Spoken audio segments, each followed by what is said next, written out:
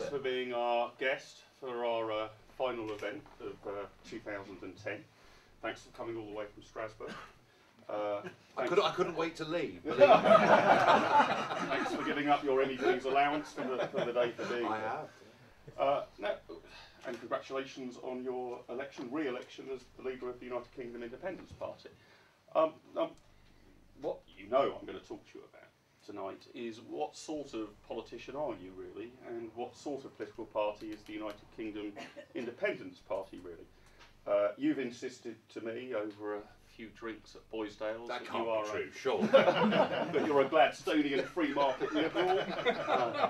You've been described as an old style Tory, you've been described as a Whig, you've been described as a libertarian. What are you, what mixture is it? And I want to talk to you a bit about the world as you'd like it to be, not just the world as it is at the moment. I want to start with Britain's economy. In crisis, crisis might overstate it, but in a hole for sure. Deficit reduction being the big programme of the government, tax rises being an element of the government. Can you tell us a bit about what UKIP thinks should happen to our tax regime, and a bit about what you think the size and scale of the public sector should actually be in the United Kingdom? Well, I got involved in politics when Britain joined the exchange rate mechanism. I'd never been involved in politics before, other than when I was 14 years old, Keith Joseph came to my school and gave a speech, and he talked about British Leyland and why state subsidy didn't work. And I remember thinking back then, what these people are saying, what the Thatcherites are saying, is that if you live in a country with top rate income tax at 83% as it was, that what actually happens is your brightest and best leave the country and they head off to America or Australia. And what Joseph was selling was the idea that if you bring taxes down, your best and most talented people stay in the country, and I've believed in it ever since I was 14 years old. And above all, what he said was, you can't have the good things in life. You can't have good schools with nice buildings and plenty of books. You can't have good hospitals with public health service unless you have wealth creation inside the economy. And I just get the feeling that our career politicians in the three so-called main parties have lost all touch with that. It's as if the public sector is more important than the private sector. Without a private sector, we can't have a public sector. And so I really feel that what we've done, what the Labour government did, but of course supported by the Tories, who support almost everything the Labour government did, is that we are putting up taxes. We are seeing a new regulatory environment, and I'm referring specifically to financial services, which is, and perhaps some of you today saw the figures, that the City of London last year paid £53 billion in tax to this country. I mean, without it, we would be in one hell of a mess. So I really believe that taxes should be as low as they possibly can be. I think we need a mass simplification of the whole tax system. Amazing, isn't it? Under Gordon Brown, the tax code has gone up from 5,000 pages to 10,000 pages. Now, tax accountants amongst you won't like this very much because you've done jolly well out of it. Well, bad luck. Why don't we go for the simple flat tax system? What possibly could be fairer than whether we earn a relatively small amount of money or a huge amount of money, that we all contribute the same amount? Which would be 31%. 31% was what we put in our last manifesto. But that wasn't just tax, that was rolling national insurance into tax to try and pretend that national insurance is different to income tax is a complete nonsense in my view. So give me a sense of the scale of the public sector spending cuts that you'd like to see made. I mean, here we at the IEA have a difficult position because on the one hand we want to kind of welcome the fact that we've eventually got a government that is actually going to cut spending, but on the other hand the cuts are fairly trivial, about 4% in real terms over the course of this parliament. What do you sort of see, broad brush terms, nobody's going to hold you to this figure, as what sort of size should the public sector be as a proportion of GDP? Around about terms, about 50%. Well, I mean, surely the first thing to say is, isn't it rather a myth to say that we're going through a period of spending cuts? Actually, if you look at the sums of money being spent by government this year, and every year out to 2014, which is the Osborne current proposal, the sums of money actually increase every single year. Nominal. Well, you can argue nominal or not, but the actual sums of money that the government needs to raise, either through taxes or through the issuance of gilts, The amount of money we're spending is actually going to go up between now and 2014. So I think that the idea that the press have got, the sort of hysterical wings of the press, that there are some massive slashes going on in public spending isn't true. And actually, the reductions against proposed spending and against inflation, which is what you were talking about, are still not enough for us to even begin to cut the national debt. So rev up the chainsaw for me. Well, how much you well, look, in the last general election, and I'll make it clear that as far as I'm concerned, the UKIP manifesto died on May the 6th. I nearly died on May the 6th too, incidentally. The UKIP manifesto finished, and we're now going through a fresh policy review, and we'll come out with some fresh figures in the spring of next year. What we talked about, I mean, listen, we weren't going to win the election for goodness sake, but what we wanted to do was to try and get some sort of debate going, and we said it should be cut by at least £50 billion a year, and that there was a very powerful argument that you could do that without cutting frontline services. If you take the 8 million people that are working in the public sector, and if we look directly at, let's say, health, the armed services, you know, the fire brigade and all the rest of it, of those 8 million people employed, only 2 million are actually engaged on the front line. And that what's happened to our public services is this terrible disease of bureaucracy and middle management has swept through the country. We believe that at 50% across the whole of the UK, but let's not forget that in places like Wales, Scotland, the northeast of England, it's way more than 50% of the economy that is in fact controlled by the state and is not private sector.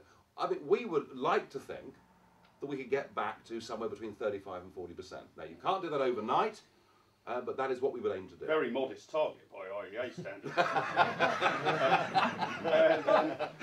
and let me express some of my scepticism about this, because even politicians of your broad free market bent, speaking in these terms, seem to be in favour of reduction in public sector spending in general, but increasingly hard to nail them to any specific public sector spending programme that they're going to actually act. Because they're frightened, because they think if they make these arguments, anybody that is in receipt of state funds or working for the state won't vote for them. Great. That's what it's all about. So tell me about UKIP's plan at the last election to bring back student grants. You're with Aaron Porter, not with Nick Clegg on this issue. Yeah, well, I think.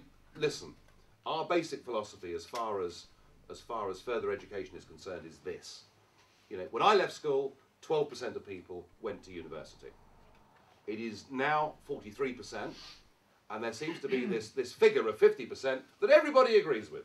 Everybody thinks that 50% should go to university. It is because we've gone from 12% to 43% in just 25 years that we're now having to start charging people. But you pay for the 12% of people to go. They wouldn't pick well, up the their own argument fees. the argument that we've made is we are sending too many people to university. Let's send fewer people and to subsidise university. them more. Well, let me finish. let's send fewer people to university, and let's stop as a country looking down our noses at people who are far better suited to going on at the age of 16 or 17 or whatever it may be to doing vocational training. Yeah. There is absolutely nothing wrong in somebody of that age going to become a plumber or a plasterer or anything else. It's funny, I mean, in Germany, parents are perfectly happy whether they have an academic child or a non-academic child, and one that goes on and becomes a plumber is considered fine. So we would say, get it back to a lower level, and if we did that, we wouldn't need to charge.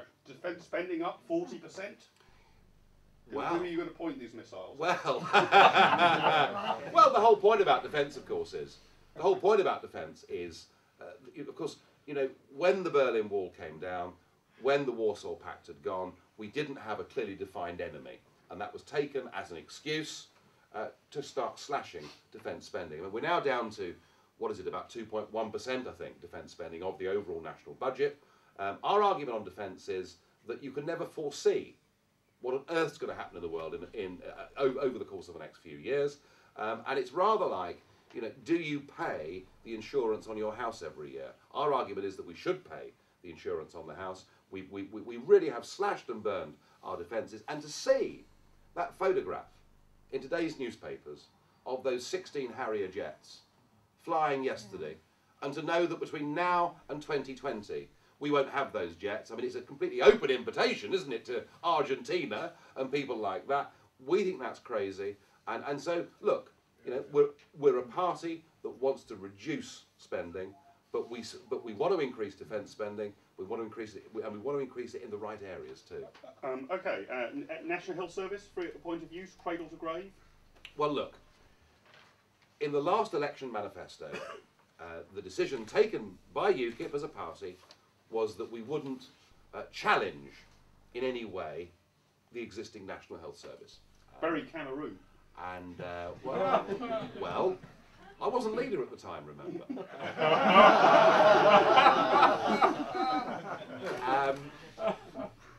I think that we as a party had seen what had happened to Dan Hannan when he appeared on Fox News and dared to question the idea that we run the National Health Service in the way in which we do. I think that the people drafting that policy for UKIP took fright and said, look, we've got, you know, there are lots of battles for us to fight, let's not fight this one. But I would say this to you, that we've just launched a policy review group in UKIP. There are 3 people headed up by Lord Monckton, who's certainly a radical thinker when it comes to all of these things. And one of the things that I want us as a party to examine is I think we have to get away from the idea that managing health centrally, the way in which we do, is the right way to do things. One of the few promises that Labour kept when they came to power in '97 was that they would massively increase spending on health. They did. It's gone up by 2.5 times since '97, but I think what all of us know is that the service provided hasn't. So I want us to start challenging that too. Okay. In terms of making Britain a better climate to do business, is Paul Bowes here? Paul, I wonder if you could ask your question for Nigel about the bank levy. I can't remember the precise wording. Oh, I can. Broadly,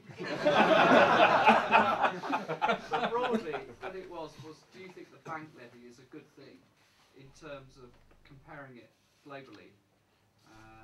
And the fact that the market economy globally is so competitive, introducing a bank levy seems crazy to me, but I don't know what you think. We are literally shooting ourselves in the foot.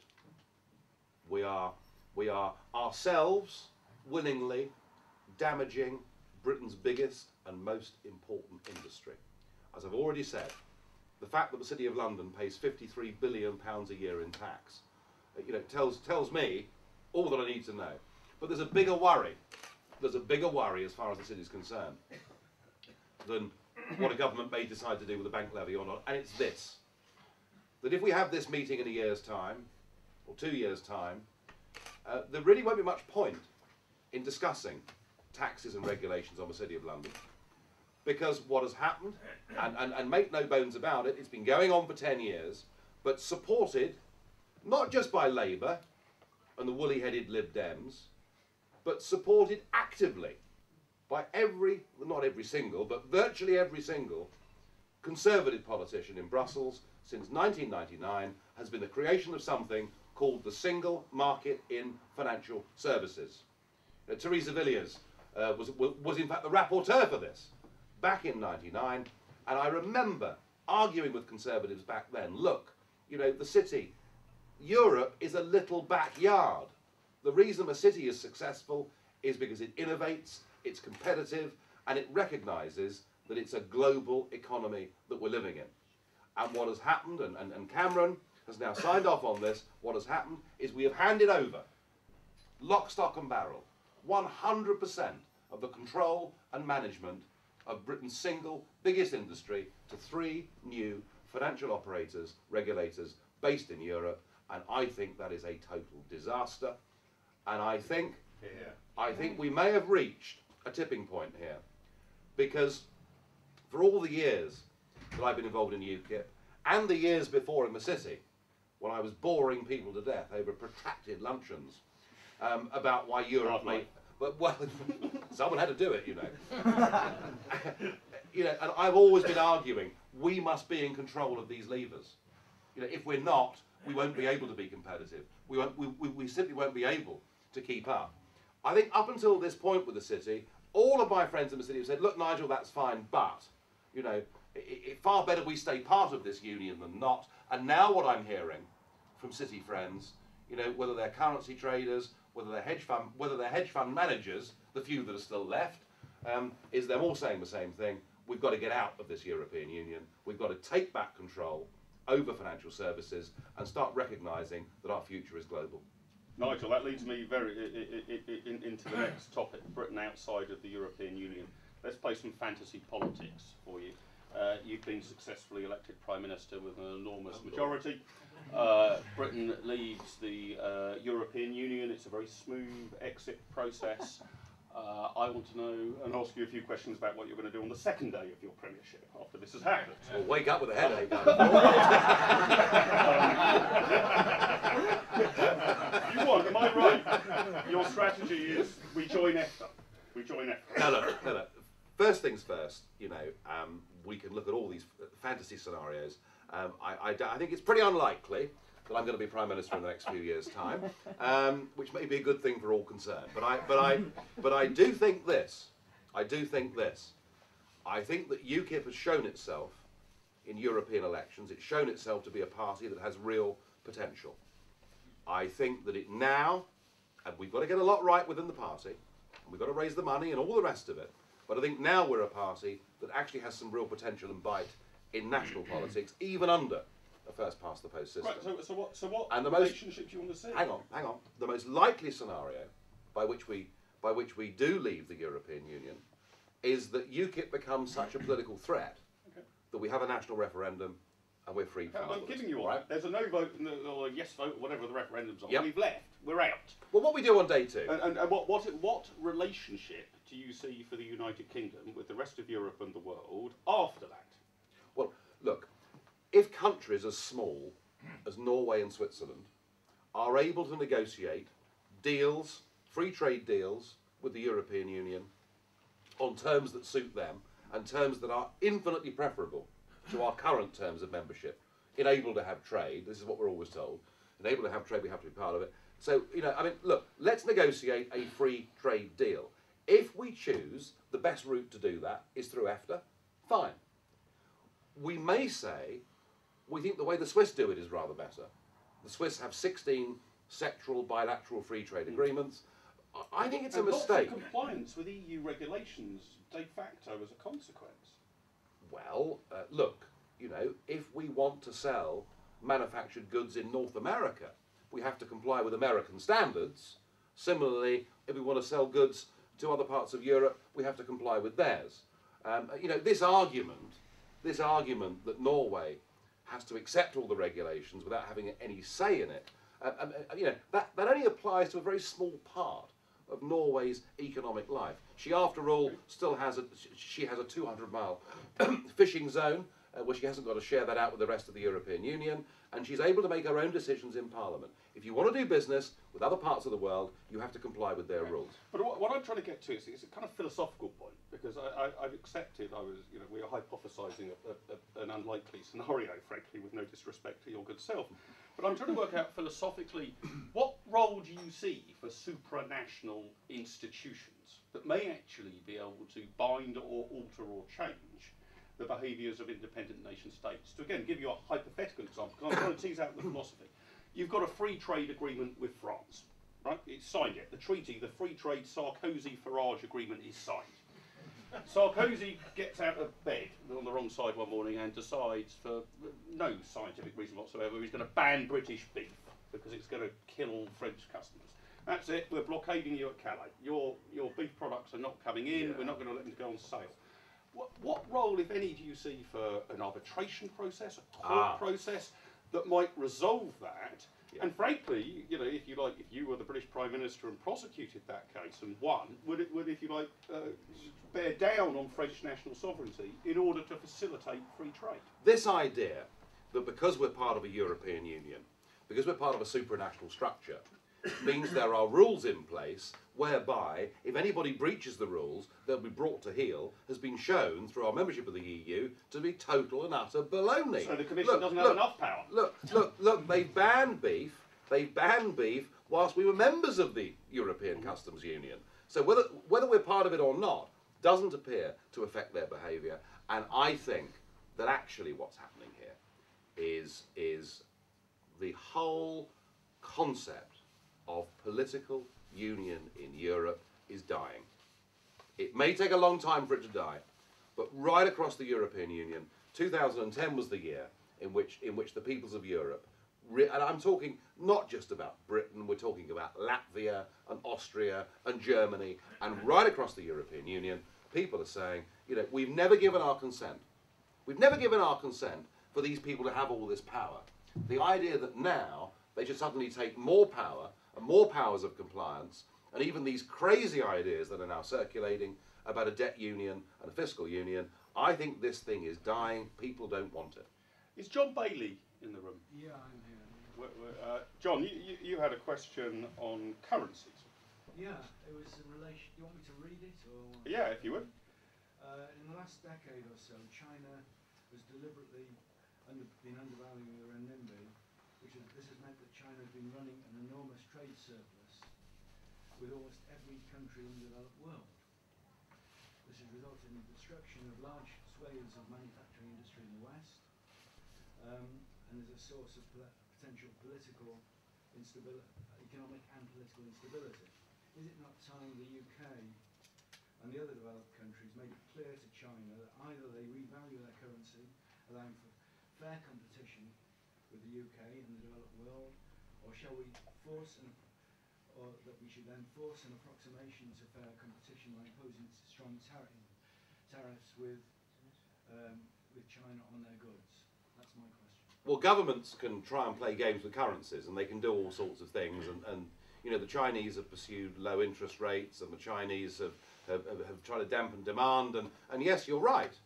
The Chinese have done all they can to keep their currency as low as possible, and it's been to their advantage. But in the end, you know, in the end, whatever governments try to do with currencies, in the end, they'll always lose. No, I've got to come back. Because in the end, the market's the market. In the end, the market's the market. It always has been since the dawn of time, and it always will be. Governments, in the end, cannot control these I think things. John's question is, shouldn't we? And the second point, we impose tariffs. And the second point, I'm coming to that. The second point is, should we impose tariffs? No. Tariffs heading down the protectionist route. Whenever and we saw this back in the 1930s when countries turned protectionist. Heading down the protectionist route is a disaster. Britain's future.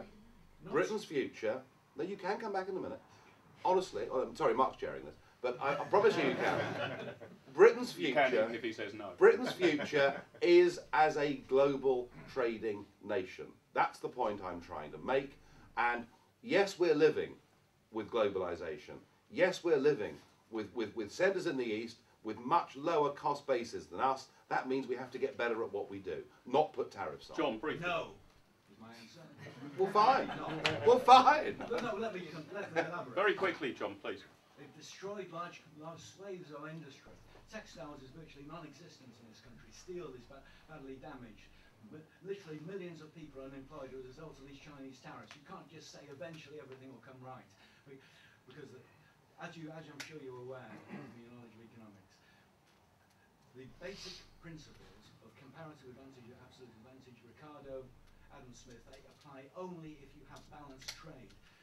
China has deliberately unbalanced trade. We have to retaliate in some way with them. Otherwise, it is disaster, quite honestly. Well, that's exactly the speech that Andrew Bronze gave from the British National Party in the European Parliament 2 days ago, and that is their analysis. I don't care whether it is or not. That is, no, I did not. And that is their John, analysis. please, John, you've made your point. Well, I'm just saying that's the point that they're making, and I'm arguing that that free trade's never going to be perfect. Of course, it's not, and I accept that. But my goodness me, if we are going to be a successful nation outside of the European Union, part of a 21st century global economy, then protectionism would be a disaster. Because what you get with protectionism is you fall behind in terms of innovation. You don't modernise, you don't move with the times. Goodness me, we're seeing this. We're seeing this with Italy, where when Peter Mandelson was Trade Commissioner, and wasn't he so well suited to that post? I really think he was perfect to be a European Commissioner, Mandelson. What we saw were tariffs on shoe imports from Vietnam, from bras from China and all the rest of it, and protecting Italian and to some extent French businesses. And it's perfectly clear those Italian and French businesses are in the end going to go bust in a globalised world. And because people have sheltered themselves behind tariff barriers. They haven't innovated and moved on. So, however unfair at times the circumstances of trade with China may appear to be, tariffs, I do not believe, are the answer. Thank you. No, we've got to move on. We've got to move on. I have absolutely no segue into this whatsoever, but I was outside having a cigarette with Nigel. I said, what was the backwash of being such a pain in the neck to the European establishment? What was it actually like? Not just the kind of media reaction to attacking the esteemed President of the European Commission, but the reaction from the institutions. And he said, I don't know whether this was just to delay the inevitable. He said, I tell you, ask me that question and I'll answer it honestly. No, well, I mean, I have been having a bit of a pop at them since 2004 as the only leader of a Eurosceptic group in the Parliament. There was a myth put about that the Conservatives were going to form a Eurosceptic group, but just look at their voting record and you'll find out that's not been the case. But it's really it's been different since 2009, because now, as the joint leader of the Europe of Freedom and Democracy group, they've given me a front row seat. So I'm the only British MEP. It's wonderful irony, all this, isn't it? Really? I'm the only British MEP that sits amongst the 20 seats on the front row. I'm seat number 20, and what is so delicious is that Mr. Barroso is seat number 21. I can virtually touch him. So I've been doing my best. I've been doing my best in my speeches there to provide help for them and constructive criticism. But it was the Van Rompuy thing. It was the Van Rompuy thing that did cause a bit of a stir.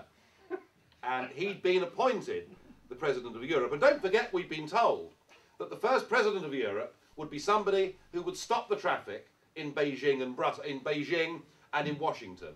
And they appointed this chap, Herman Van Rompuy, better known to UKIP as Rumpy Pumpy, which makes far more sense to us.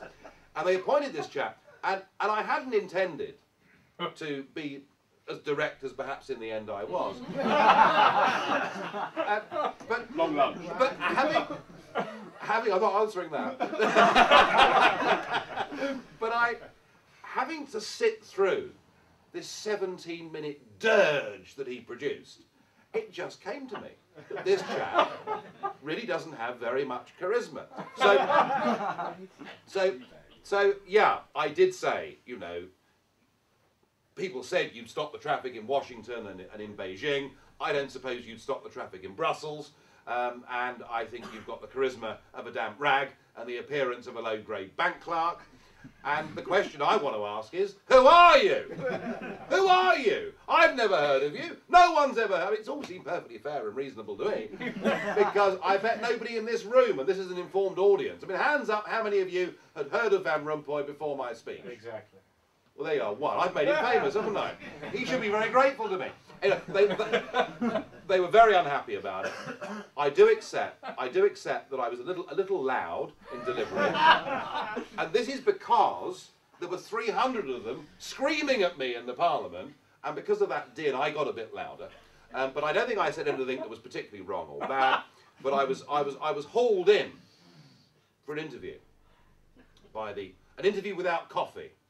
You know, it's always a sign, isn't it? If you're not offered coffee, you're in big trouble. And, so I was hauled in by Jerzy Buzek, the former Polish Prime Minister, President of Parliament, and he looked at me gravely and said, Mr. Farage, I'm asking you to apologise. I want you to apologise to the European Parliament for your behaviour. I want you to apologise to Mr. Van Rompuy, and I want you to apologise to the people of Belgium. And I said, any advance? I mean, have you left anybody out? Do you know? And I said to him, now look, I mean, I do understand what you're saying, and I promise you I will issue a statement within the hour apologising to bank clerks the world over if I caused offence. And he said, well, and they fined me 10 days daily allowances. And the President said to me at the end of all of this, after he'd given me the fine, he said, and this will never happen again. And I did say, how on earth are you going to stop me? They haven't fined me since, but can I just make one last quick point? What really upset the Foreign Office, and aren't the Foreign Office wonderful? I mean, they've worked for the interests of foreigners for donkey's years now, haven't they? They're not really interested in Britain at all. But the Foreign Office were very, very upset because I'd called Belgium a non-nation. And this apparently was a ghastly thing to do. But for those that don't know, there was a general election on June the 16th in Belgium, and they still haven't managed to form a government, because in the Flemish part of Belgium, a Thatcherite party, of whom the IEA would thoroughly approve, were the majority party, and in the Walloon part of Belgium, a party akin to Bob Crow's politics became the biggest. So now it's not just language, it's politics as well, and it's goodbye to Belgium before very long. And of course the reason they don't like me saying that, if you think about it, is that Belgium is a microcosm of the whole European project, isn't it? It's the attempt to take different language speakers, different cultures, and to force them together into one country. It isn't going to work in Belgium, and it isn't going to work for the rest of the 27. I want to move on to matters at home, freedom at home, personal freedoms at home. You've been a campaigner against the nanny state, really, in the United Kingdom. And I want to test how across the board that commitment is in a moment, but I think we've got a question from David Atherton, if he's here. Go. Oh, indeed, yes. John Darley, the Health Commissioner, has decided to impose a European-wide indoor smoking ban. He also wants to ban vending machines, tobacco display bans, and introduce plain packaging. What do you think of that? And my supplementary question is, if you do believe in the free market, could you see a return to the Hamlet cigar adverts? And could you see Bernie Ecclestone saying, could we have some Formula One advertising Mr. Tobacco Man? One of the first debates I took part in when I was elected there back in '99 was the proposal, an EC directive, EU directive, to make health warnings on cigarette packets 60% of the total surface area of the packet. And I spoke in that debate, and I said I was perfectly happy to vote for this, perfectly happy for the health warning to be 60% of the cigarette packet, and for it to show people in terrible states of bodily mutilation through smoking, provided that every new Mercedes carried pictures on the side of it of people who have been killed in road crashes. And on that basis, I was perfectly happy to vote for it. Look, nobody is going to make the argument that smoking is good for you. It happens to be one of life's little pleasures that 12 million of us in Britain still enjoy, and I take the view that freedom and liberty is about being able to pursue what you want to do without that infringing or impinging upon other people. And I think smokers themselves were damn stupid, really, because when we had the days of separate smoking areas where pubs had a saloon bar and perhaps a public bar out the back, that was the right solution. Smokers insisted on smoking everywhere. We caused great offence. Look, I want to repeal the smoking ban. I think it is certainly the most draconian piece of government legislation that I've seen passed in my lifetime. I think it is tragic that 52 pubs a week are closing. I think it's even sadder that Nick Hogan, the publican that went to prison over the smoking ban, closed his pub down yesterday. Closed his pub down yesterday. And I want to see a repeal of the smoking ban. And would you roll back anything else? Allow cigarettes to be advertised on television, for example? And frankly, you know, whether it's tobacco or whether it's Mars bars or whether it's you know, fizzy drinks or whether it's alcohol, or I mean, all of these things can do you enormous harm and damage. It depends how you use them. And I think the way that we've specifically gone for smoking as being the total evil, I suspect is a mistake. Well, let me move you on to, you are a smoker, you're also an alcohol user, so let me top up your glass. My dear chap. We can open that. Yeah, I mean, you'll be opposed to all this stuff on minimum pricing and banning happy hours and all of that sort of stuff, I presume. But worryingly, I think the coalition government is increasingly as addicted to as the previous government. Well, I can't tell the difference between these three political parties. No. You know, Labour, Lib Dem, Conservative, they look the same, they sound the same. You literally can't put, dare I say it, a cigarette paper between them when it comes to substantial policy differences. They all seem to believe, Cameron in particular, they seem to believe that it's the job of the state to protect people from themselves. And none of this stuff works, does it? I mean, we've got a massive epidemic of drug abuse in this country. And here we are saying that we can't sell cigarettes in vending machines. It doesn't work. We mentioned the cost of the National Health Service earlier, and you said that obviously all things are up for grab in the UKIP policy review. But isn't that, if you like, the root cause of the problem? I mean, if somebody drinks 16 pints on a Saturday night, every Saturday night, and has to go and have their stomach pumped, why should I, as the taxpayer, pick up the bit? Is this William Hague you're talking about? No, it could be.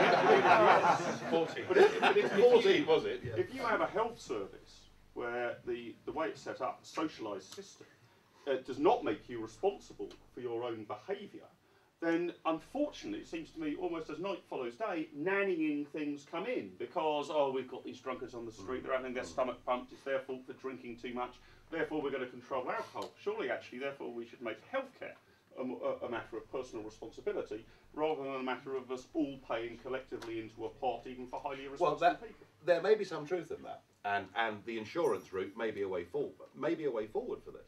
However, what really annoys me is when I hear people saying, oh, isn't it awful that tobacco diseases are costing the National Health Service £2 billion a year, without saying that tobacco taxes pay over £10 billion a year into the exchequer. So some of these arguments that are put forward are totally false arguments. And as far as the alcohol thing is concerned, yes, I mean I do enjoy a drink, no bones about that. But joking aside, we have a huge problem with alcohol in this country and the young generation. It is a huge, massive problem. Every single market town in this country has now become a virtual no-go zone on a Friday and Saturday night after 10 o'clock. It is a massive problem. And your solution? But you see, I'm not convinced that government can actually very quickly solve these problems. And so, you know, when Tony Blair says take the yobbo to a cash point and make him get out, I mean, none of this stuff actually His own works. son. You know, yeah, Leicester Square, wasn't it? Yeah. That serves him right for posing on the steps of 10 Downing Street, doesn't it? I heard somebody from the audience raise the question, the subject area earlier. Are you more or less libertarian than Bob Ainsworth on legalising drugs?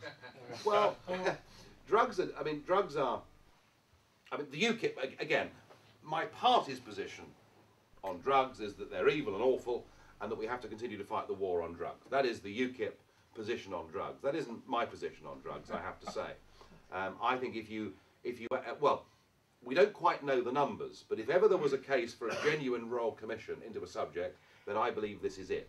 Yeah. Because it seems to me that if you add up the amount of police time, the amount of court time, the amount of prison spaces that are taken up with people committing crime or running organised gangs to get the money to buy an illegal substance, there is a rather tempting argument that says, decriminalise it, you know, sell it in boots, and let people make their own decisions whether they want to take this stuff or not. I am convinced that the crime rate in this country would fall very sharply if we cut the criminal element out of drugs. Now, I'm going to have a great problem persuading my own party that this is the right position to adopt, and I still don't know myself what the answer of that Royal Commission would be, but I think it is tempting to think that might be the right way to go, yeah. This is a wider civil liberties question rather than a lifestyle issue. Free speech. I assume I know you're an advocate of it. Gert Wilders, I'd be interested to know where you stand on the Pastor Terry Jones issue. UKIP has on certain occasions been devout defenders of free speech amongst unpopular people who you may even disagree with. Can you tell me exactly what your approach is to free speech? What limits should be put on it? You know, is incitement to racial hatred something which should prohibit it? Who should be allowed to come in and into this country in order to broadcast a film? What's your framework for that? Well, look, I mean, I think that we have to be far more liberal in its proper use of the word with free speech than we've been. Jackie Smith banned over 200 people from coming into Britain, you know, various radio broadcasters and all the rest of it, because she didn't like what they were going to say. I think you realise we have a problem with free speech when Howard Flight gets condemned for his own party for saying something that many of us would have thought was a perfectly reasonable and sensible thing to say, although perhaps the use of the word breeding might have caused a few difficulties. So that shows you how serious the problem is. But I'm afraid we've got to a point where for a politician like Geert Wilders, who was a serious politician in the Netherlands, to have been banned from coming to this country by Jackie Smith shows you where we go. And as far as Terry Jones is concerned, look, I think if he visits this country, I think he is a very divisive figure. I think he's an inflammatory figure.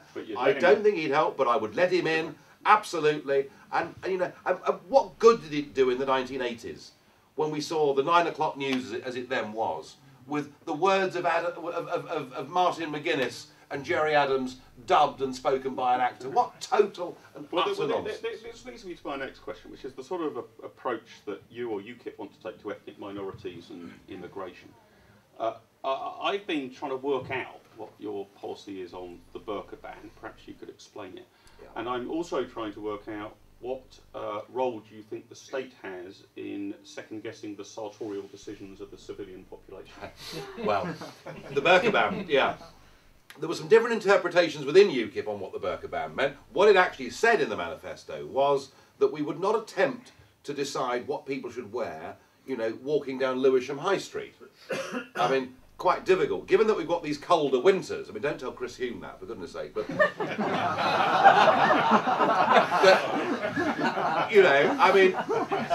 you may tomorrow see a chap wearing a balaclava going down Lewisham High Street. And that's both fine. And the next person you see, that's in the street. What we argued was there should be equality before the law. That whatever set of rules are imposed, be they at airports or by private shopping centres like Blue Water, for argument's sake, or if I go into NatWest Bank, if I can't wear a crash helmet, well, I wouldn't wear one anyway, but if I can't wear a crash helmet in NatWest Bank, then you shouldn't have somebody else in NatWest Bank who has got their face covered. You don't think this is a matter for NatWest Bank? You think this is a matter for the state to impose sartorial equality on private companies? I think what we would be doing in this case is giving private companies the ability to actually do it, because at the moment they feel very exposed. You just therefore want to repeal equalities laws Yes. that might prevent them from doing it? Yes, absolutely. But were NatWest Bank to decide in their wisdom, actually we've got a large number of customers who wear the burqa, we don't want to wear alienate. That is their choice. We have a large number of armed robbers who wear crash helmets who do want to alienate them. Then they could ban the crash helmet and allow the burqa. Yeah,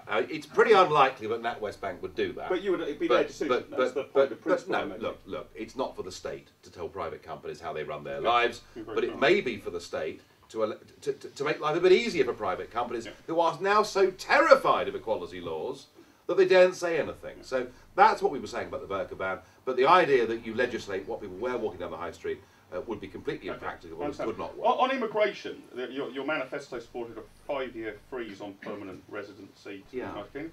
Do you think the United Kingdom's overcrowded? Are you some sort of strange modern Malthusian? We can't possibly keep up this, the population gets bigger, we all get richer as a result. It's funny, isn't it? I mean, I drive a lot doing this job. I drive around the M25.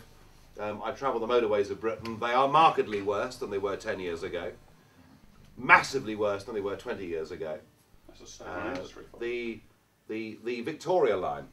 If you catch the Victoria line in London at any time of the day, I mean, it is absolute murder. But these are all state-run industries. Private enterprise codes. Yeah, but what you realise is doing these things, that actually we are very much more overcrowded than we were just a few years ago. And that the type of open door immigration policies that we've pursued have been very irresponsible indeed. And I think, to me, this was summed up when we said on the 1st of January 2004, and again, all three parties agreed to it, we opened the door to the whole of Eastern Europe. And we said, as many of you that want to come can. If that's 500,000, if it's 1 million, if it's 5 million, that's fine. And it was an irresponsible and stupid thing to do. So I understand your approach. Your approach is going to be no permanent residency for 5 years. Until we sort the mess out. I understand that. Yeah. It will be possible to get a work visa. Of course. Right. Who gets work visas and doesn't will be controlled presumably by some bureaucratic department of civil servants somewhere near this building, right? So your policy is this: Manchester City want to sign some new Brazilian left winger. That Brazilian left winger will have to submit himself to state bureaucrats questioning whether or not he really is an addition to the Manchester City squad. They will fill in various forms to determine this.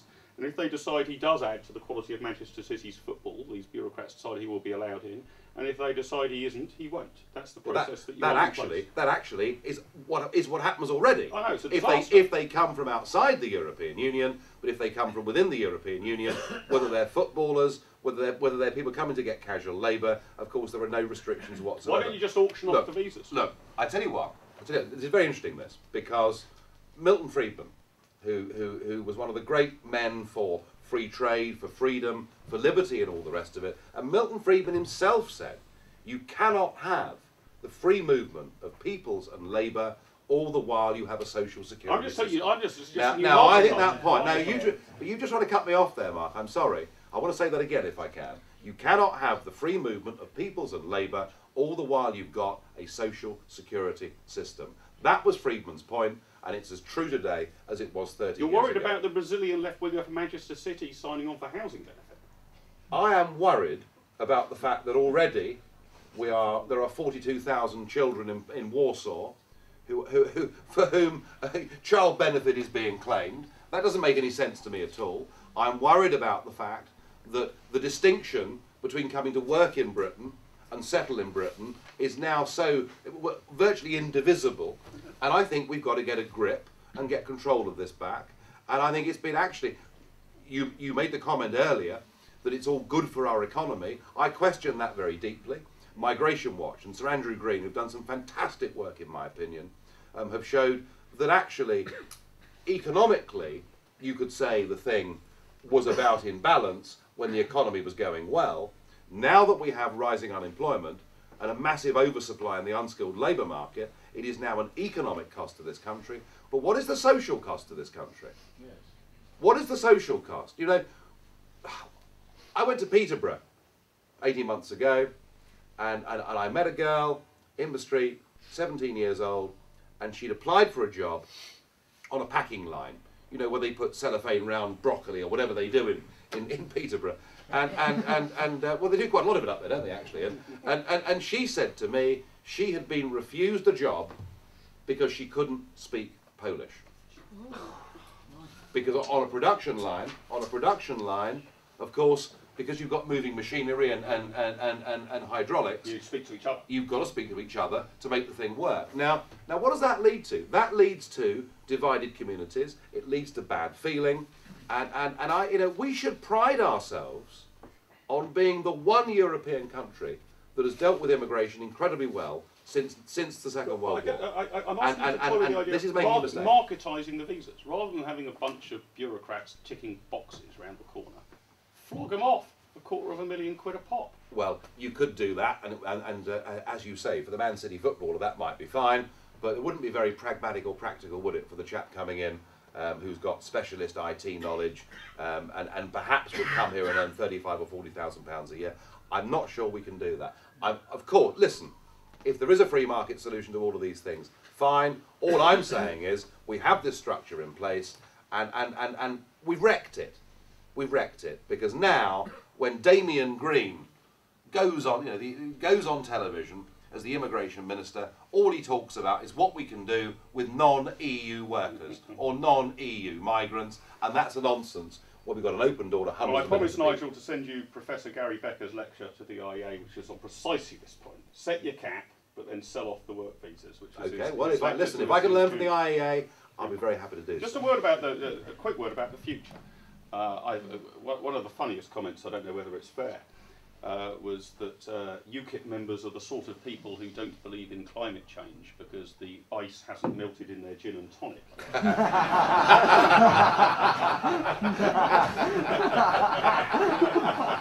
Well, that's a very fair criticism.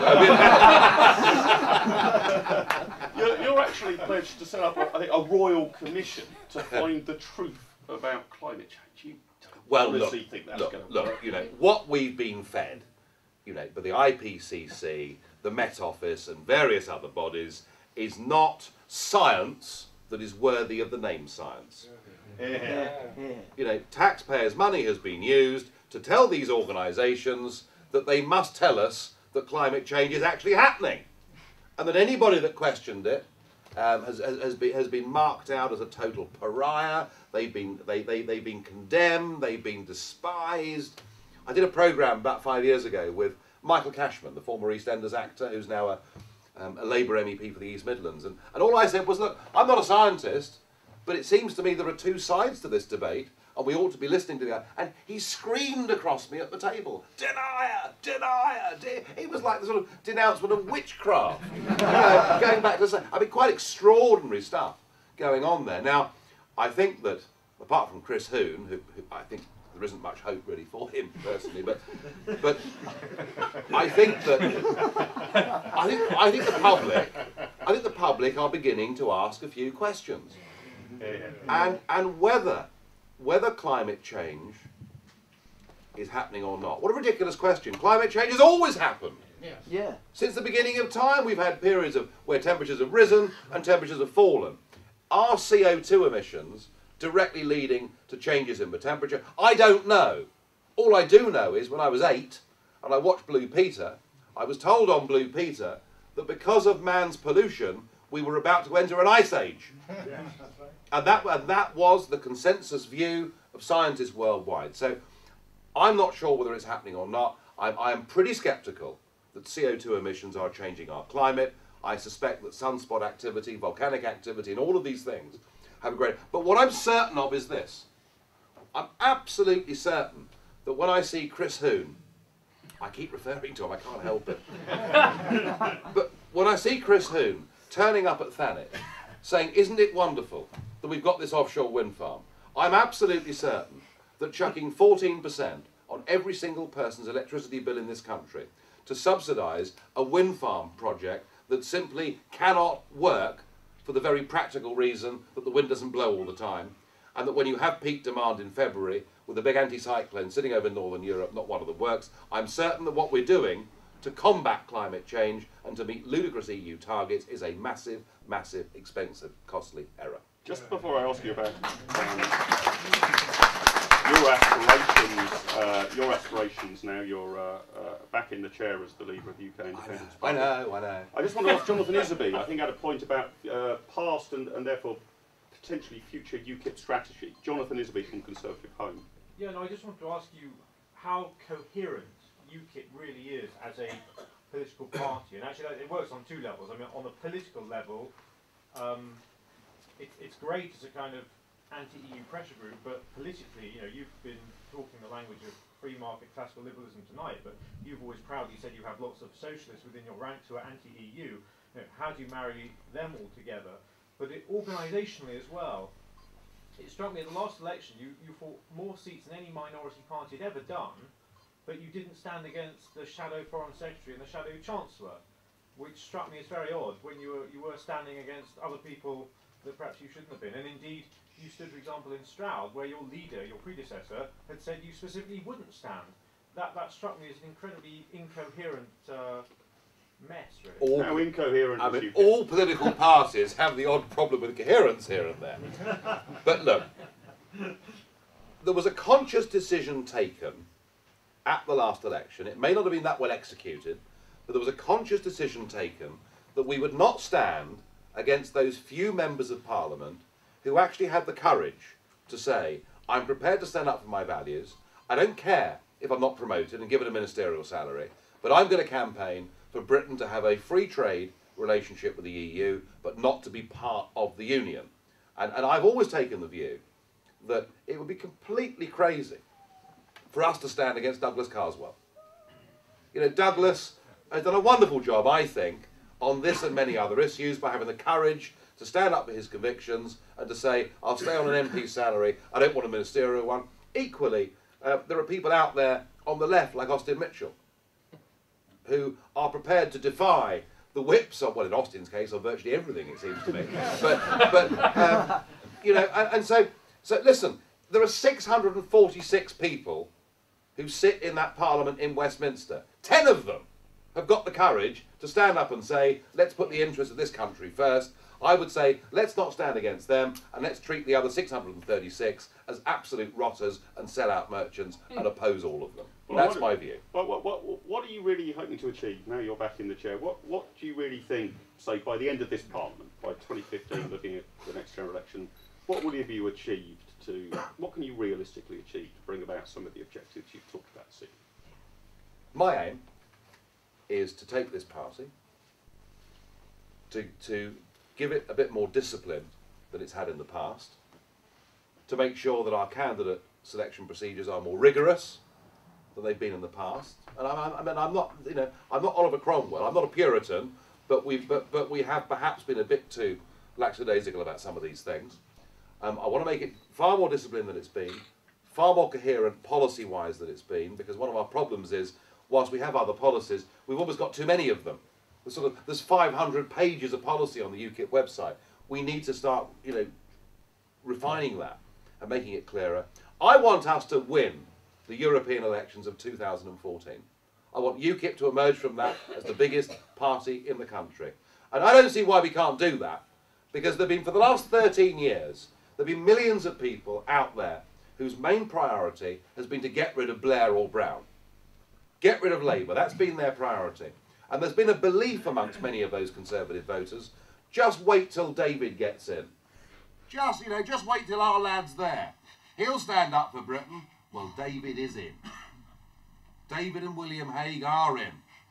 And they've signed us up to a European External Action Service. In fact, Hague just down the road last week, was enthusiastically calling for more EU foreign policy.